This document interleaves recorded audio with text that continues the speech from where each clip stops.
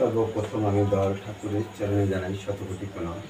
প্রণাম জানাই তারই লীলা সঙ্গিনী বড় মায়ের চরণে, প্রণাম জানাই পিতৃদেবের চরণে, প্রণাম জানাই বর্তমান আচার্য দেবের চরণে, ঠাকুর পরিবারের চরণে, সবার সভাপতি, পাঞ্জাধারী কর্মী, সবাই আগত দাদা ও মায়েরা, ছোট বড় ভাই বোনেরা, সবাইকে আমার অন্তরের জয়গুরু জানিয়ে তার দিব্য জীবনের কথা দু একটি বলার চেষ্টা করছি।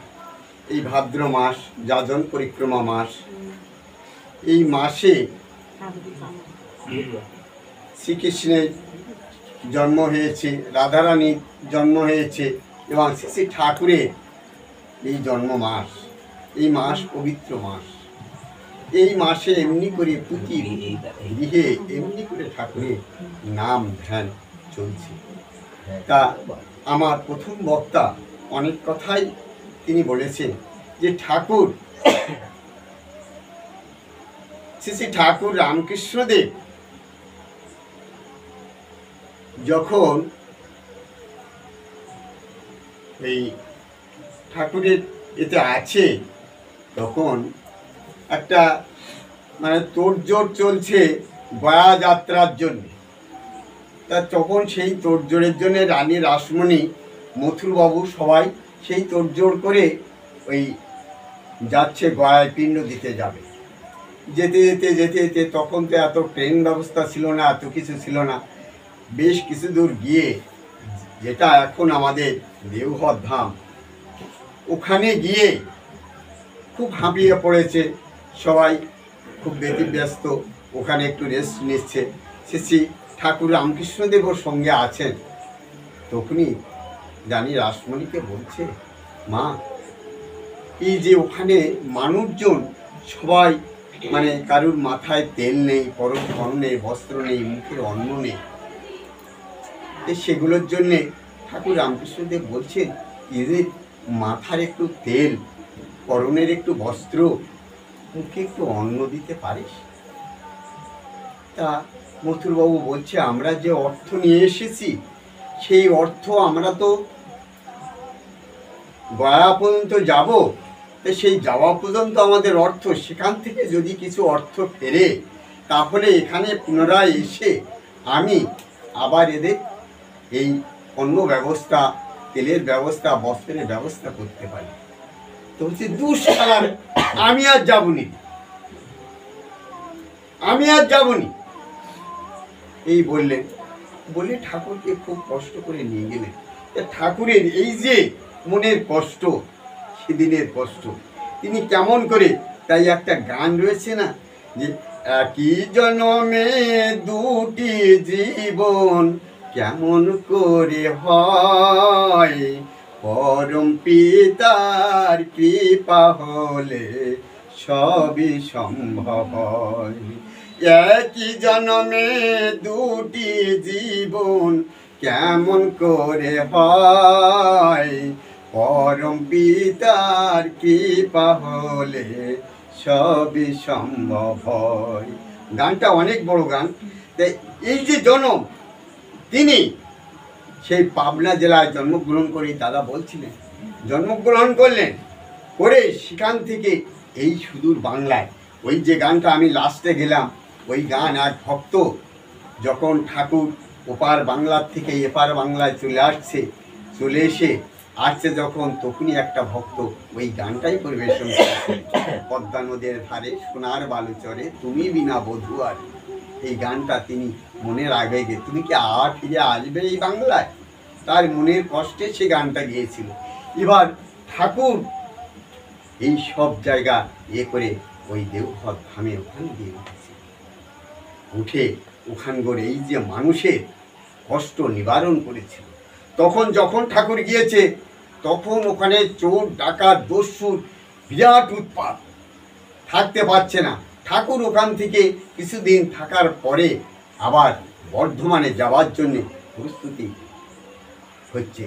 এমতন সময় সবাই, বিভিন্ন মানুষ, মায়েরা, দাদারা সবাই বিভিন্ন প্রশ্ন তার কাছে করছে, সমাধান নিয়ে যাচ্ছে, মেয়ের বিয়ে, ওর এই সমস্যা, এই করতে করতে। এবং ঠাকুরের সঙ্গে এক মা গেছেন ওই পাবনার, সে ঠাকুরকে কোলেপিটি করে মানুষ করেছেন, অনেক খাইয়েছেন, অনেক কিছু গল্প করেছেন, ঠাকুরের সঙ্গে অনেক কথা বলেছেন। সেই মাটির আর কোথাও যাওয়ার মতন শক্তি নেই। তাই ঠাকুর যখন পার্লারে বসে আছেন তখনই তার কাছে গিয়ে বলছে, দয়াল ঠাকুর, তুমি তো এখান থেকে চলে যাবে, তা তুমি আমার, পামনার ভাষা বলছে, তুমি আমার চিনবারে তো, তুমি আমার চিনবারে তো। ঠাকুর বলছেন, কেমনে চিনব রে? কেমন করে চিনবো তোকে? দেখ, আমার ঋত্বিকের দেওয়া নাম যদি তুই ঠিক ঠিক মতন করতে পারিস, করলে তোর কপালে একটা ছাপ পড়ে। এই যে নাম, নাম করলে কপালে একটা ছাপ পড়ে, ওই সেটার দিকে আমি চিনবার, যে আমি পরম ধামে যাব। যখন আমার মৃত্যুর পরে পরম ধামে যাব, তখন তুমি আমায় চিনতে পারবে। তাহলে চেনার কৌশল কি? ওই নাম। এই যে নাম, যে নাম সমস্ত সব সমস্যার সমাধান, জানি শিষ্ট প্রতিষ্ঠান, ইতিশিষ্টকে প্রতিষ্ঠা করার পরে নাম জপ করলে তিনি চিনতে পারেন।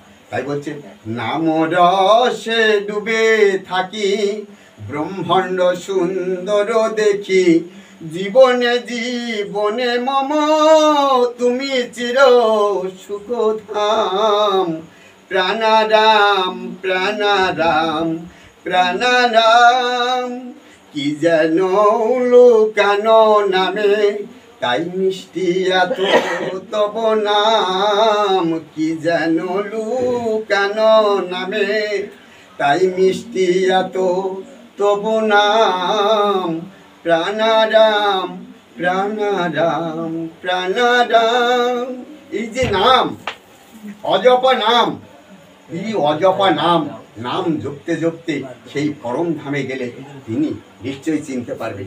এই যে করোনা হয়ে গেছে, করোনার তার আবার একটা পূর্ব ইঙ্গিত আবার আসছে।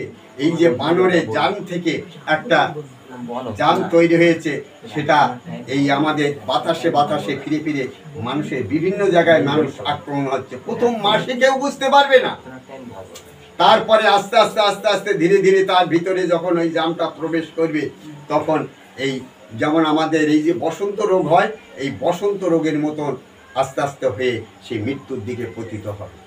এই আবার কখন যে লকডাউন চালু হবে সে কেউ বুঝতে পারবে না। কিন্তু এই ইষ্ট প্রসঙ্গে ঠাকুরের সান্নিধ্যে যারা থাকবে, তাদের যজন যাজন ইষ্টভীতি পরায়ণ হয়েও থাকবে, তারা কিন্তু অনেকটা রক্ষা পেয়ে যাবে। এমনি করে ঠাকুরের কত কথাই বলা, তিনি কত কথা বলে গেছেন মানুষের বাঁচার জন্য, তা এমনি করে চলতে হবে তাকে ধরে। তাই বলি যে আমি এক মুক্ত পাখি, দেশ বিদেশে ঘর, আমি জীবন ভরে যা পেয়েছি দয়াল ঠাকুর ধরে, আমি এক মুক্ত পাখি, দেবী দেশে ঘর, জিথায় চলি সবাই আপন, জিথায় চলি সবাই আপন, নেই কই আমার পর, আমি এক মুক্ত পাখি, দেবী দেশে ঘর। এই ঠাকুরের জগতে এসে আমি অনেক ছোটবেলার থেকে আমার দাদার সঙ্গে, যিনি আজ এই জগতে নেই, কালীপদদা, তার সঙ্গে এই মানে ব্রহ্মাণ্ডে কত জায়গায় যে ঘুরেছি তার ঠিক নেই। তা এই যে যেখানে যাই কেউ কিন্তু পর না, সবাই আমার আপন। আর আমি যা পেয়েছি এই দয়াল ঠাকুরকে ধরে অনেক কিছু পেয়েছি, তার শেষ আর নেই। আমার মনে অনেক কষ্ট ছিল, সে কষ্টও তিনি দূর করে দিয়েছেন। এই যে আমরা অনেক কথা বলি না যে এই ঋত্বিক কেমন জিনিস, শ্রী ঠাকুর বললেন, দেখ আমি ঋত্বিকের মুখ দিয়ে খাই, ঋত্বিকের মুখ দিয়ে বলি, ঋত্বিকের কাঁধে চেপে চলি। এই ঋত্বিকের কথা কোনো দিনের জন্য ব্যর্থ হয় না। যদি তিনি যা বলেন সেইগুলো যদি আমি মেনে চলি, আমি যখন গোবিন্দকাঠিতে একটা 4 ক্লাসের কাজের জন্যে খুব কষ্ট করেছিলাম, 3টে পোস্ট বের করেছিলাম মুক্তেন্দ্রবাবুর সঙ্গে করে ডিআর সঙ্গে কনসাল্ট করে, কিন্তু আমাকে নেইনি। তারা এখনও আছে, কিন্তু আমি খুব কেঁদেছিলাম। দাদা আমার বলেছিল, ওই কালেবদ্দা বলেছিল, তুই কাঁদিস নি, তুই যা পাইনি, তুই যাই করতিস তার চতুর্গুণ অর্থ তোর ছেলে আয় করে। তা আজকে তার কথা ব্যর্থ হয়নি। আমার ছেলে সে ইঞ্জিনিয়ারিং পড়ে পাশ করে বিটেক করে আজকে সে তার এই ইয়েতে সে কাজ পেয়ে গেছে টাটা কোম্পানিতে। তাহলে দেখুন, ঋত্বিকের কথা কিন্তু মিথ্যা হয় না। আর এই ঋত্বিকের কাঁধে চেপে ঠাকুর চলেন এই বিভিন্ন জায়গায়। এই যে আমরা বলি যে ঠাকুরের অনেক গল্প এই আমার ভাই করছিল না, যে ঠাকুর বাড়িতে গেছেন, গিয়ে সে ওই ঠাকুরের বলছে যে আমি যদি ঠাকুরকে এই কলাটা খাওয়াতে পারতাম। এই সময় সেই সময় এক ঋত্বিক দাদা সেই বাড়িতে গিয়েছে, গিয়ে তাকে খুব যত্ন সহকারে সব কিছু করে সেই ফল টল খেতে দিলেন।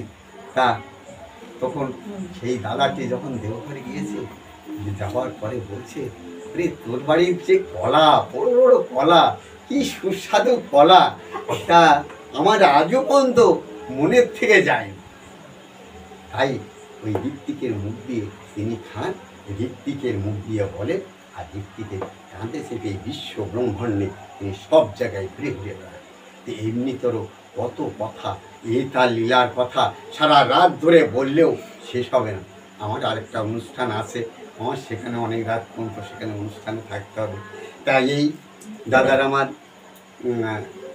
যে তিনি এই সৎসঙ্গ ডেকেছেন, তার ডাকে যারা এখানে উপস্থিত হয়েছেন সকলের শান্তি স্বস্তি দয়াল ঠাকুরের চরণে নিবেদন করি।